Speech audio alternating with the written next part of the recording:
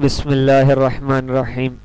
جی آگے ہم پڑھیں گے کہ وہ کہتے ہیں میں دلیلوں اور علتوں کے پیچھے نہیں پڑھوں گا، ان کو ذکر نہیں کروں گا. وہ کہتے ہیں کہ تاکہ لمبی چوڑی بات نہیں کرنا. یہ بات ہماری تائید کرتی ہے کہ دلیلوں اور علتوں کو اس بات میں ذکر نہیں کرنی، کافیہ کے اندر تھوڑی تھوڑی جو مناسب ہوں وہ ذکر کرنی چاہیے. اور اس کے بعد جو ہے وہ کہتے ہیں کہ من غیر تعرض للادلۃ والعلل، علت یعنی سبب اور دلیلوں اور سببوں کے پیچھے یا وجہوں کے پیچھے میں نہیں پڑھوں گا. لئلا یشوش، تاکہ پیچھے پڑھنا دلیلوں کے جو ہے یہ تشویش میں نہ ڈال دے ذہن المبتدی، مبتدی یعنی طالب علم کے ذہن کو تشویش میں نہ ڈالے. ابھی اس کو مسائل کا پتہ ہی نہیں ہے، ہم جو ہے اس کو دلائل اور الٹی سیدھی باتوں کے اندر پھنسا دیں تو وہ پریشان ہو جائے گا، تو اس کو کسی قسم کی تشویش میں مبتلا نہ کر دے. لئلا یشوش ذہن المبتدی. ان فہم المسائل، یعنی مسائل کے سمجھنے میں، یعنی کہ مسائل جو اس کو بیان کیے گئے اس کو سمجھنے میں وہ پریشان نہ ہو جائے گا. وسمیتہ بہدایت النحو، میں نے اس کا نام ہدایت النحو رکھا ہے. وہ نام کیوں رکھا ہے؟ رجاء ان یہدی اللہ تعالی بہ الطالبین، اس بات کی امید کرتے ہوئے کہ اللہ تعالیٰ اس ہدایت النحو سے طلباء کو جو ہے اللہ پاک ہدایت عطا فرما دے گا.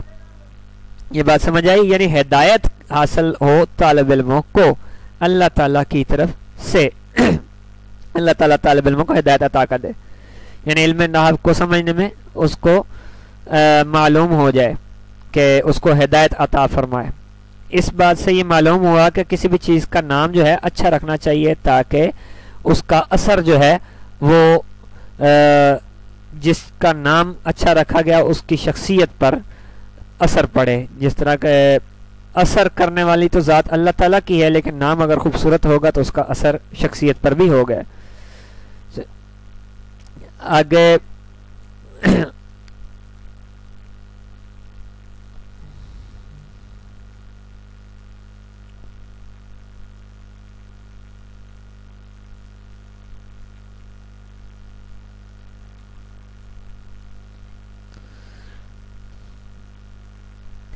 اور چونکہ اس کی مثال یہ ہے کہ حضور نبی کریم صلی اللہ علیہ وسلم نے جب آپ پیدا ہوئے، آپ جب بڑے ہوئے تو آپ کے 4 چچا ہی زندہ تھے، تو ان میں سے 2 چچا جو ہے وہ اسلام لے آئے تھے، حضرت حمزہ رضی اللہ تعالیٰ عنہ اور حضرت عباس رضی اللہ عنہ. ان کے نام پہلے سے ہی اسلامی تھے اس لیے وہ اسلام لے آئے.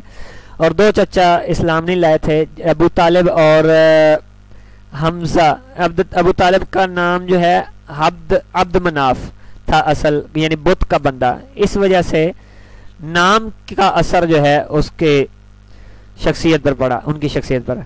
اور لہب، ابو لہب جو ہے، لہب کا معنی جو ہے یہ بھی ایک بت کا نام تھا، تو اس بت کے نام پر اس کا نام رکھا گیا تھا. تو اس وجہ سے بت کے ناموں پر نام رکھنے کی وجہ سے، غیر اسلامی نام ہونے کی وجہ سے وہ اسلام نہ لائے. باقی جو اسلام لے آئے، تو جو اچھا نام رکھا جائے اس کا اثر شخصیت پر ضرور پڑتا ہے. وہ کہتے ہیں وَرَتَّبْتُهُ عَلَى مُقَدَّمَةٍ وَثَلَاثَةِ أَقْسَامٍ بِتَوْفِيقِ الْمَلِكِ الْعَزِيزِ الْعَلَّامِ، میں نے اس کتاب کو ایک مقدمے پر جو ہے وہ مرتب کیا ہے، اور اس کی 3 قسمیں ہیں. وَثَلَاثَةَ أَقْسَامٍ، اور 3 قسمیں ہیں، یعنی قسم اول، قسم ثانی، قسم ثالث ہو گئی. بِتَوْفِيقِ الْمَلِكِ الْعَزِيزِ الْعَلَّامِ، ٹھیک ہے جی.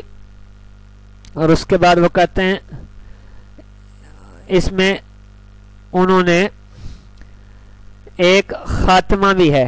یہاں کتاب کے اندر یہ بحث نہیں ہے. وہ کہتے ہیں وَخَاتِمَةٍ، کہ اس میں ایک خاتمہ ہے. تو معلوم ہوا کہ کتاب کے اندر ویسے خاتمہ نہیں ہے، معلوم ہوا کہ یہ کسی لکھنے والے کی، کاتب کی غلطی ہے. یعنی کاتب کی، پرانے زمانے میں ہاتھ سے لکھی جاتی تھیں، اس وجہ سے کاتب کی غلطی ہے. تو نقل کرنے والوں نے اس کی یہی کیفیت جو ہے وہ ترتیب دی ہے کہ خاتمتن کا کلمہ جو ہے وہ ذکر کیا اور وہی نسخہ ہم تک پہنچا اور وہی جو ہے پھیل گیا ہے. تو یہ کتاب میں خاتمہ جو ہے یہ نہیں ہے. اب آپ کے ذہن میں سوال پیدا ہوگا نہیں اب خاتمہ ہے نہیں تو اس کو نکالتے کیوں نہیں ہو؟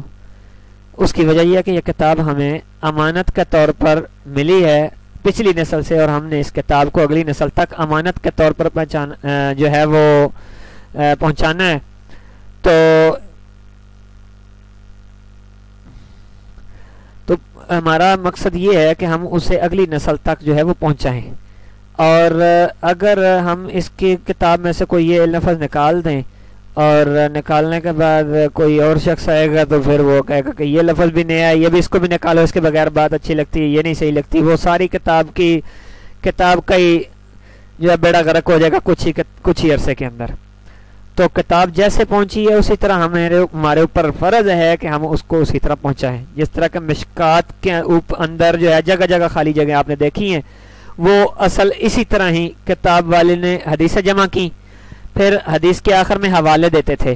یہ بخاری کی حدیث ہے، یہ فلاں کی حدیث ہے، یہ ترمذی کی ہے، یہ ابو داؤد کی ہے، تو حوالے دیتے تھے. بعض حوالے رہ گئے تو حوالے نہیں ملے، جو ان کے حوالے نہیں ملے وہ جگہ انہوں نے چھوڑ دی تھی تو وہ خالی جگہ چھوڑ دی. اسی طرح ان کا ارادہ تھا کہ تلاش کر کر کے بیچ میں لکھتا جاؤں گا، لیکن زندگی نے وفا نہ کی تو موت پہلے ہی آ گئی، تو اب وہ جگہ خالی رہ گئیں. اس لیے بعد میں علماء نے ان احادیث کو جمع کیا اور ان کے حوالے بھی تحریر کر دیے. لیکن اب کیا کرتے ہیں، اس خالی جگہ کو نہیں چھیڑتے، اس کے علاوہ جو ہے حاشیے کے اندر جو ہے اس کا حوالہ لگا دیتے ہیں، کیونکہ یہ امانت کے طور پر ہم تک کتاب پہنچی ہے. کتاب کو نہیں چھیڑتے، اسی طرح ہی رکھتا ہے، اسی طرح ہی رکھنا ہے جس طرح کہ ہمیں جو ہے پیچھے سے مصنف نے امانت کے طور پر ہمیں دی ہے. تو یہ امانت ہے، تو اس امانت میں ہم خیانت ہے نہیں کرتے. وہ کہتے ہیں وخاتمتن خاتمہ بتوفیق الملک العزیز العلام، یعنی کس کی توفیق سے کیا ہے؟ جو ملک بادشاہ ہے، عزیز جو غالب ہے، اور علام جو خوب جاننے والا ہے. یعنی اللہ تبارک و تعالیٰ کی توفیق سے میں نے یہ سب کچھ کیا ہے. اب آگے جو ہے مقدمے کی بحث ہے، ہم یہاں سے آگے پڑھیں گے انشاءاللہ عزیز.